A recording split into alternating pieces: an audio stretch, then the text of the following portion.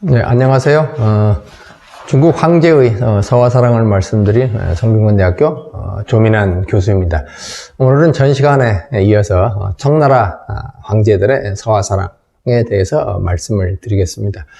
오늘은 주로 강희 황제와 옹정 황제를 중심으로 말씀드리겠습니다.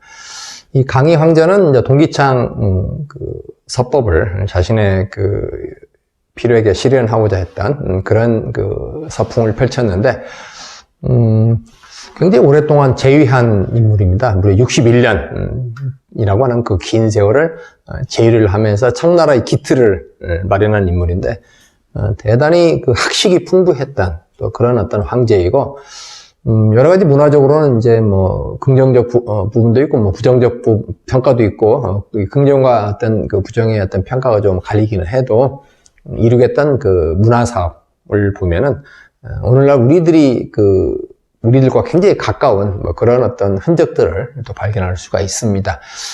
이 강희 황제 이름이 현엽이기 때문에 노자 일장의 현지우연이라고 하는 현자를 이제 원자로 이렇게 휘하게 하는 또 그런 것들을 우리가 이제 노자를 공부하다 보면 이제 알 수가 있는데, 이 강희 황제는 강희 자전이라고 하는 한자 사전을 만듭니다. 한 5만 5천자 이상 되는 당시 이제 쓰이고 있던 한자를 이렇게 모아서 자전을 만드는데, 여기 나이 드신 분들은 기억하실지 모르지만 그때 당시 이제 졸업식 할 때 상품으로 이런 강희 자전을 이렇게 또 받았던 주었던 또 그런 어떤 때가 있었습니다.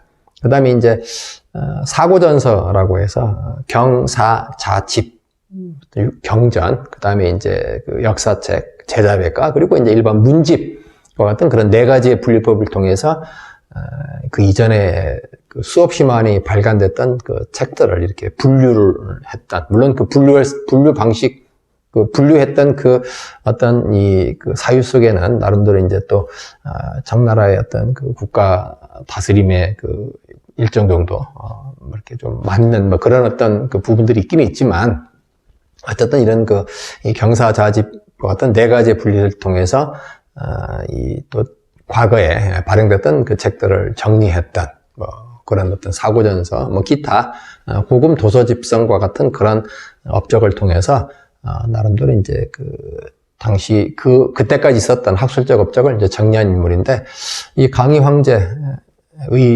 모습입니다. 두 개의 조상인데, 이쪽이 조금 더 아마 젊었을 때였던 것 같고, 이쪽은 조금 나이 들은 아마 그런 때의 어떤 조상화인 걸로 이렇게 보입니다. 근데 이제 이 진짜인지 가짜인지 모르지만은 이 강희제와 관련해서 이제 글씨와 관련해서 이제 소림사의 글씨가 또 입에 오르내리는 그런 어떤 일화가 있습니다.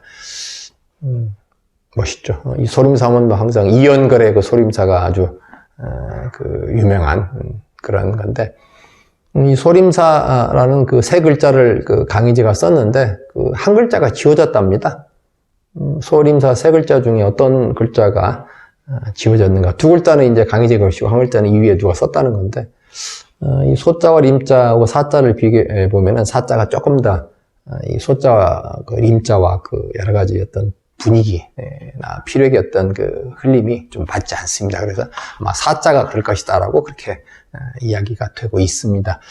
그냥 간단하게 이 강희제 글씨를 그냥 몇 가지 어떤 예를 통해서 한번 보시기로 하죠.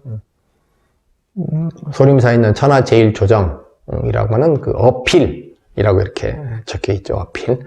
강희제, 이건 걸륭제 글씨 아니냐라는 그런 어떤 나름대로 이제 평가를 받는데, 어쨌든 강희제 글씨다라는 또 이런 어떤 또 평가도 있습니다. 강희제 글씨입니다. 이게 이제 강희제 어떤 이 낙관의 인장에 해당하는 능은지, 구름을 뚫고 올라가는 그런 어떤 뜻, 기계, 이런 것들을 쓴 글씨입니다. 염권문연, 신청근, 이런 식으로. 이건 실제로 이제 경매에 나와서 팔린 작품입니다. 약 1,500만 위안, 중국 돈으로 해당하는 가격에 팔렸습니다. 곱하기 200 해보세요. 그러면 이제 얼마나, 이 가격이 얼마인지 아마, 이렇게 증명이 될 겁니다. 무지 비쌉니다. 아주 유려한 어떤 동기창의 어떤 그 분맛을 약간 좀 맛볼 수 있는 어필이라고 또 해서 이제 실제로 자기가 황제가 썼다라고 하는 그런 어떤 것들을 이제 볼 수 있습니다. 조금 확대한 상당히 유려한 그런 어떤 필액을 볼 수가 있습니다.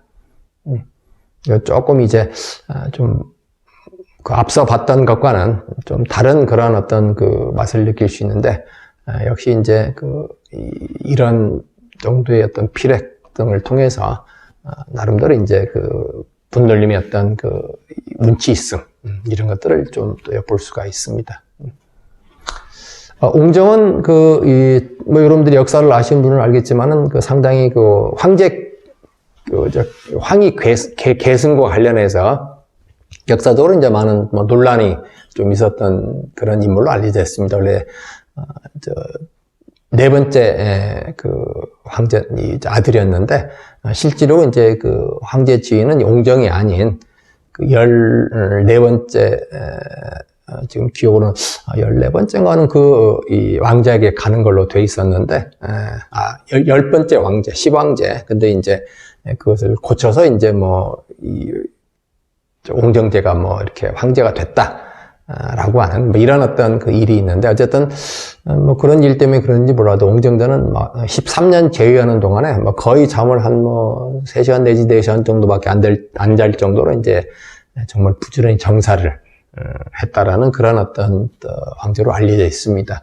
그것 때문에 과로사했다라고 하는 이런 이야기도 있는데 상당히 절제된 그런 어떤 조맹부의 어떤 서예의 어떤 서체 맛을 나름대로 이렇게 잘 담고 있는 그런 어떤 글씨를 이제 우리가 확인해 볼 수가 있습니다.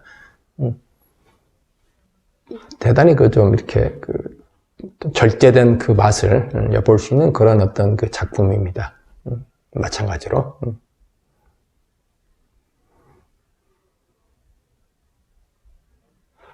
왕유의 산거추명이라고 하는 시를 쓴 건데, 조서인지만, 상당히 유리한 조서죠.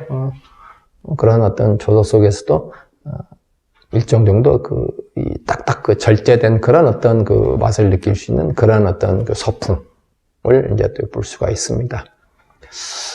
걸륭제를 말씀드리면, 이제 앞서 얘기한 조맹부와 동기창, 어떤 두 서체를 이제 자기화한 그런 인물인데, 옛날에 문장과 같은 그런 어떤 나름대로 이제, 성인의 어떤 이념들을 담은 그러한 어떤 문장들이 이제 담고 있는 의미를 잘 상고하고, 그걸 통해서 이제 유학을 숭상하고 학문을 일으켰다라고 하는 그런 어떤 평가를 받는 이 걸륭제의 글씨는 조명부 동기창 두 어떤 서체를 이제 나름대로 자기였기 때문에 상당히 좀 운치도 있고 하는 그런 어떤 식으로 평가를 받습니다.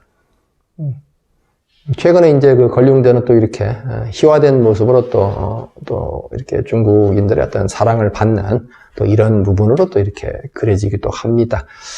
붓을 들고 있고, 그리고 이제 뭔가 흥취가 살짝 어린 듯한 이런 모습인데, 근데 이 붓을 들고 있었던 모습이, 유명 서화작품 속에 다 자기 어떤 견해를 밝힌, 그런 식으로 또 나타나다 보니까, 유명 서화작품을 또 망쳐버린, 이런 또, 안 좋은 부분들이 또 서화사에 또 우리가 확인해 볼 수가 있습니다.